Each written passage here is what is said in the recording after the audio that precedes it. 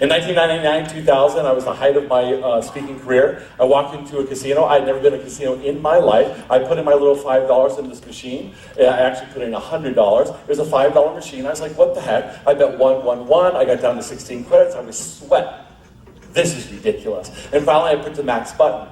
Well, the lights went off, and I thought I broke the machine, and all of a sudden I said, excuse me, I gotta go to work. I said, can you give me my money? And the lady said, oh, no, sir, you won something. I said, I'm sorry, what did I win? She said, sir, you won $75,000.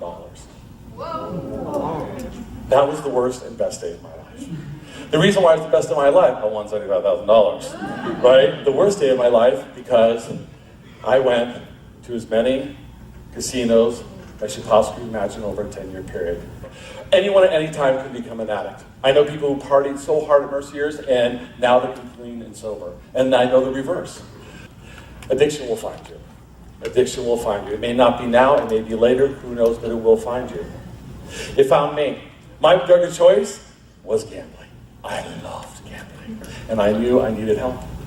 And so I went and sought help. I knew what the number one solution to depression, to addiction, to suicide prevention is asking for help. And so in fact, I did ask for help, and I went to Big Chula. I went to rehab for 4 months. It shows that I'm in recovery.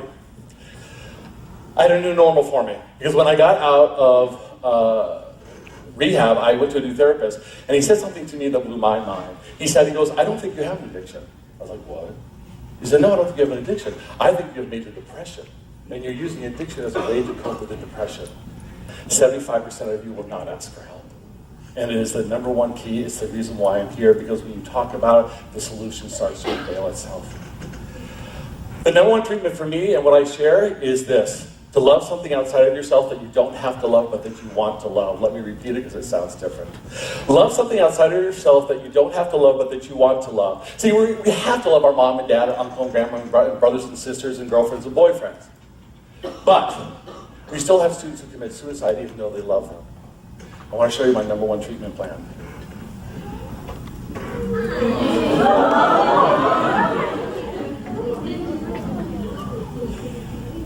This is Sophia. And I want you to know that if you know somebody that's suffering from depression, suicidal thoughts, or any of these mental health illnesses, that I hope that you allow Sophia and I to help you help them. Please, when you leave this conference, know that you are loved. My name is Brent Scarpo. This is Sophia Maria Scarpo. From the deepest recesses of our souls, I thank you for allowing me to be in your presence, and have a great evening.